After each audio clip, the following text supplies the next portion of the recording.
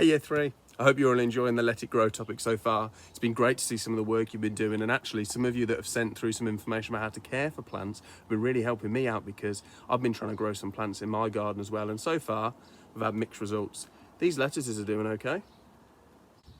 Tomatoes are looking good. The potatoes and the beans have started well. And hopefully these strawberry plants give us lots of fruit. But these dragon plants haven't been growing very well at all. I haven't grown one dragon yet. Now, I know what you might be thinking. You might be thinking, you can't grow dragons, Mr. Preston, but I've been listening to a story by Miss Hare about a boy who does just that. I think I'm going to head back inside now and read a few more chapters to find out if I can get any tips. The Boy Who Grew Dragons by Andy Shepherd. Chapter 5, The Tom Tom and Jerry Show. Tom Tom is big for a cat. In fact, he's gargantuan. I'm pretty sure he's half tiger. And he's on the grumpy side. He's not a cuddly, sit on your lap and have a lovely stroke kind of cat. He's more of a guard cat. And I'd left the door open. So, if you've ever seen Tom and Jerry cartoons, especially the ones with that little yellow canary, you can probably picture what happened next. But if not, then here's what I saw. My tiger-shaped cat leaping from the bed in a slow-motion arc. My new dragon, in mad panic mode, launching into the air, leaving a trail of scorch marks across the walls, his scales flaring a bright electric orange. Tom Tom, who had obviously forgotten he was wingless and unable to fly, very quickly came crashing down on my desk. He sent my rocket lamp, books and pens flying as he skittered across and landed in an undignified heap right on top of my remote control car. Apparently, not finished in his starring role in the new Tom Tom and Jerry show, the cat's claws hit the big red button on my remote. This fired up the shrieking siren and spinning lights, which sent him rocketing under my bed with an ear-splitting yowl. I stared at the door. There was no way my parents would sleep through this racket, and I wasn't sure Lolly would either. The little dragon flew upwards and crashed into my lampshade. His claws ripped through the paper of the shade as he scrabbled to hang on to the wire frame. For a moment he swung there upside down, not quite knowing what to do, before heading for the shelf where all my Lego models were lined up. He knocked his way past model after model, and I watched in horror as hours of painstaking building tumbled to the ground. Crash! Bang! I lunged just as Mum started to enter the room. I poked my head out, trying not to let my eyes drift over to the dragon perched on the shelf just behind the door. "What on earth is going on?" she hissed. Her eyes flicked to Lolly's door.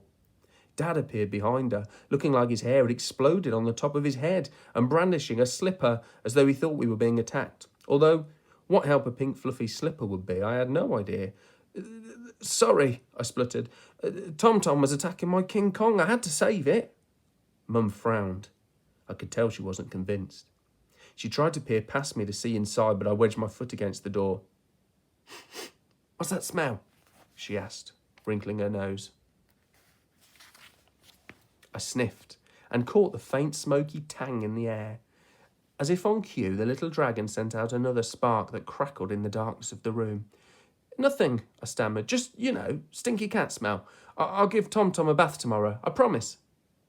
Mum looked about to speak, but thankfully a well-timed scream from a grumpy at being woken up Lolly sent her attention away from me and the dragon, who had just launched up to the lampshade.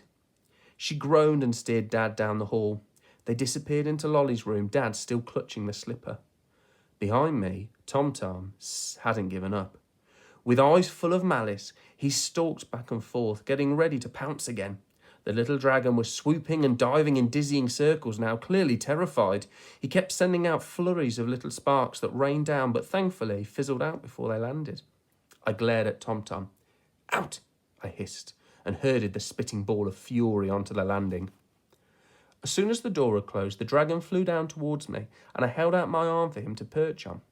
He was shaking, and as he pulled in his wings, I gently laid my hand across his back. His eyes were still fixed on the door, as if he thought Tom Tom might come crashing back through at any second. And I held my breath until I heard Mum and Dad stumble back into their room. The little dragon's claws dug into my arm as if he was poised ready to spring at a moment's notice.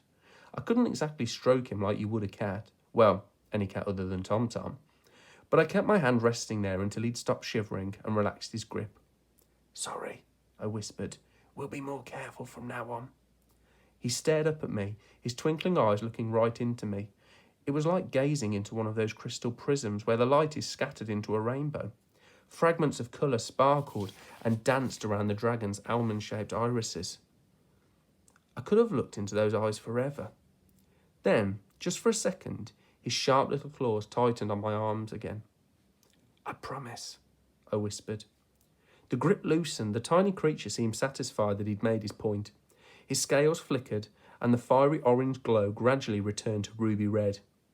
It was only then that I took in the devastation that was my room, the scorch marks up the walls and the sparks that had left sizable black stains on the carpet. And the poo. I learned my first important lesson about baby dragons that night. They poo a lot, especially when they're being attacked by a miniature tiger. Chapter 6. Banana Blobolob. When I woke up next morning, the first thing I did was swing my head over the edge of the bed and look underneath. And there he was, my dragon, curled up in the shoebox nest I'd fashioned for him, the loo roll expertly shredded into a cosy bed. His bright eyes were fixed on mine, his shimmering red body glowing like a hot ember. Yep, I had a dragon. I didn't need a groomable guinea pig or a dog who could dance, or even a camouflaged lionfish. Nope, I had a dragon. Beat that, Liam. And okay, I admit he was small, you might even say titchy, something I knew all about, being the smallest in my class. But it didn't seem to be bothering him. Maybe if I glowed like that and could fly, it wouldn't bother me so much either. I wondered how fast he'd grow and suddenly thought of Lolly. She'd be a bite-sized snack for a growing dragon. As if to reassure me, the little dragon hopped towards my cheese plant, which isn't actually made of cheese, though how cool would that be for late-night snacks, and started tearing chunks off it. Phew, I laughed. Well, at least that's one thing I know now. You eat plants. Let's just hope I can fill you up with enough of those. The only question really was how was I going to keep him, because I was pretty sure a dragon was not on Mum's list of ideal house guests. In fact, although my mum and dad put up with quite a lot, looking around at the devastation in my room, I thought even they'd object to this. I'd already had to hide Dad's old Batman comic, well, the sad charred remains of it, and 7 of my socks singed to smithereens after I'd used them as mittens to put out sparks. And then, of course, there was the huge hole in Mum's best towel. Oh, and the endless ticking time bomb poo grenades that lurked here, there and everywhere. You see, apart from smelling like rotten fish wrapped in stinky cheese with sprinklings of burnt toast, dried out dragon poo is highly combustible, which means that it can explode without warning, something I found out at about 4 o'clock in the morning. Let's just say that once you've woken up to find your bed splattered with detonated dragon droppings, you get really particular about cleaning them up and keeping a close eye on where they land. At breakfast, I sat next to Lolly, with my dragon tucked away in my hoodie pocket. I could hear Mum and Dad upstairs, both reeling out their lists of to-dos. It was beginning to sound like a competition of whose list was longest. I just hoped none of those to-dos ended up coming my way. Now, Lolly may only be little, but she's not daft. She sees stuff. If I've got a sweet in my mouth, even if I'm not chewing, she still knows. And her hand goes out quick as a flash, demanding one too. So, when I kept absent-mindedly fiddling with my pocket, I think she thought I had some sweets hidden in there. She leaned over and pulled at my hoodie, stretching the pocket open. Low one, she gabbled. Before I could stop him, the dragon saw his chance of freedom and shot out, but in his excitement, he managed to sneeze and poo at the same time, shooting out fiery sparks from one end that scorched Lolly's toast and leaving a squelchy mess from the other all over my cornflakes.